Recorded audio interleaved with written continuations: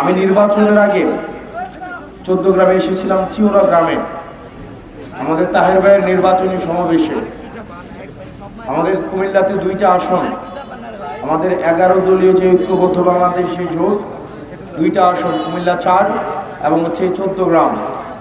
তাহের ভাইয়ের আমরা সুস্থতা কামনা করি, ওনার মতো ডাইনামিক লিডারশিপ এর নেতৃত্বে 14 গ্রাম এগিয়ে যান, এই দোয়া এবং প্রত্যাশা কামনা করি। আপনারা এখানে উপস্থিত হয়েছেন, আপনাদের সবার কাছে প্রত্যাশা থাকবে আমরা এমন একটা বাংলাদেশ সবাই চাই, এখানে বেশিরভাগ স্টুডেন্ট, যেই শিক্ষার্থীদের ভবিষ্যৎ বাংলাদেশ হবে সংখ্যাহীন, যারা পড়াশোনা করবে কিন্তু কর্মের জন্য চাকরি নিয়ে যার দুশ্চিন্তা থাকবে না। কারো কর্মসংস্থান দেশে হবে, কারো কর্মসংস্থান বিদেশে হবে, কারো কর্মসংস্থান সরকারি খাতে হবে, কারো কর্মসংস্থান প্রাইভেট খাতে হবে।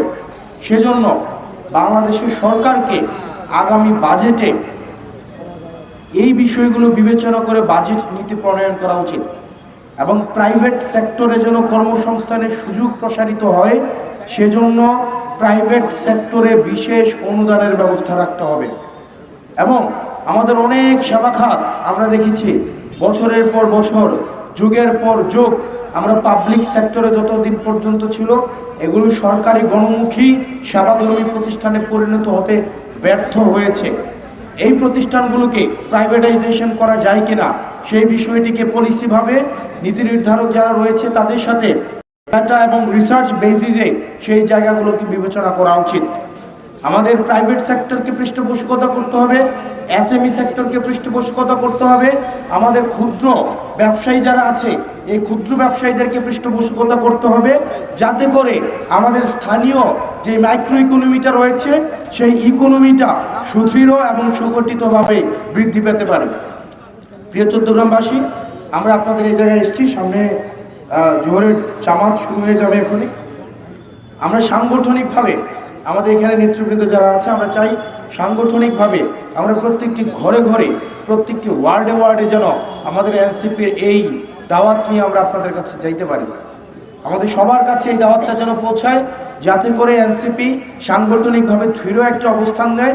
14 গ্রামে 41 কিলোমিটার হাইওয়ে এলাকা এবং 14 গ্রামে একই সাথে সাথে বর্ডার অঞ্চল রয়েছে। বর্ডার অঞ্চলের একটা উল্লেখযোগ্য একটা হাব হচ্ছে মাদকের, সেটা এখানে হচ্ছে এটা দিয়ে 30 পাস হয় বর্ডার দিয়ে।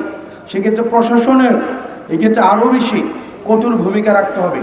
কিন্তু আমরা দেখতে পাই প্রশাসনের একটা সবসময় একটা সুবিধাভোগী অংশ, যারা দেখা যায় যখন বলা হয় অভিযান চালানোর জন্য, তারা মাদক সেবক যারা আছে তাদেরকে হচ্ছে ধরে নামমাত্র একটা অর্নামেন্টাল বিভিন্ন তাদের একটা অভিযান চালায়। কিন্তু মাদক যারা গ্রাহক, মাদকের যারা বিপণন করে, মাদক ব্যবসায়ীরা যারা, তারা দেখা যায় থানায় বসে যেখানে যারা অভিযান চালায় তাদের সাথে বসে খোঁজগল্প করে। এটি অত্যন্ত দুঃখজনক। এক্ষেত্রে পুলিশের আধুনিকায়ন, কাঠামোগত পরিবর্তন, পুলিশের প্রযুক্তিগত পরিবর্তন, পরিবহনগত সক্ষমতা বৃদ্ধির সাথে সাথে পুলিশের পেশাদারি জবাবদিহিতা আরও বেশি নিশ্চিত করা উচিত। কারণ পুলিশ এবং মাদক ব্যবসায়ী একসাথে কখনো চলতে পারে না।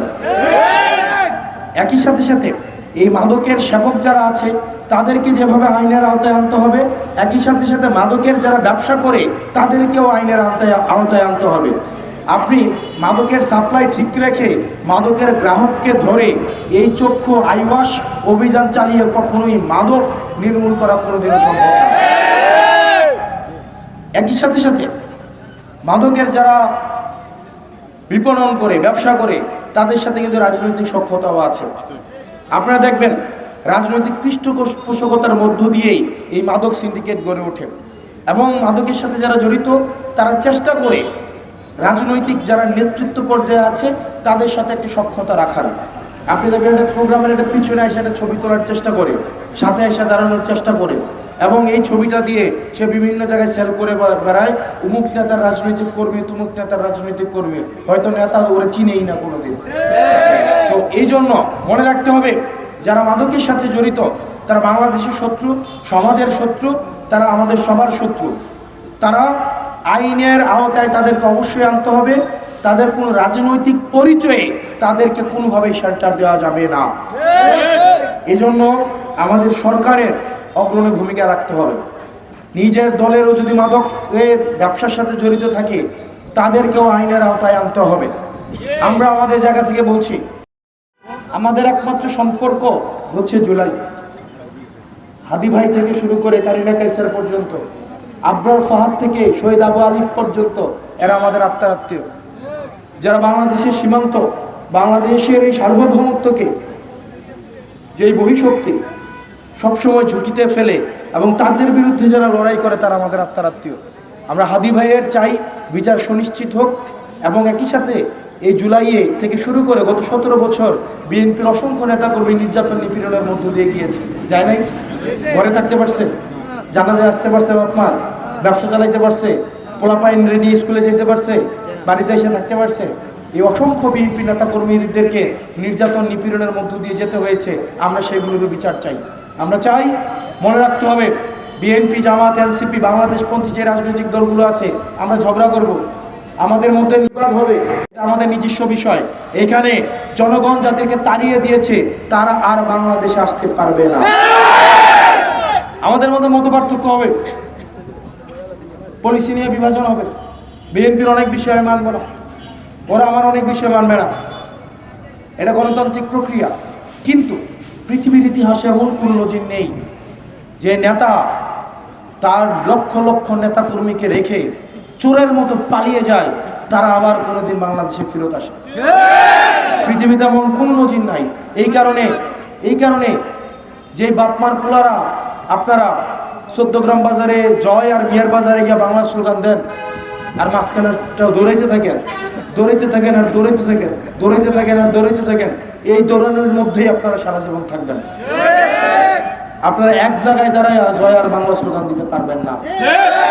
এটা আপনাদের লানত, এটা আপনাদের দুর্গতি, এটা আপনাদের জিল্লতি।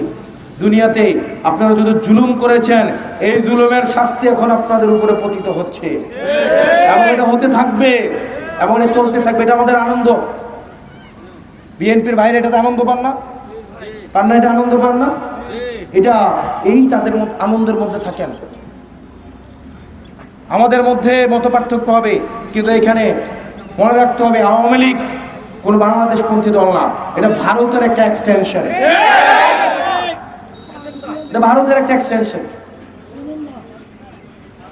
যাই হোক, আপনারা ভালো থাকেন, কথা হবে, দাওয়াত হবে, আশা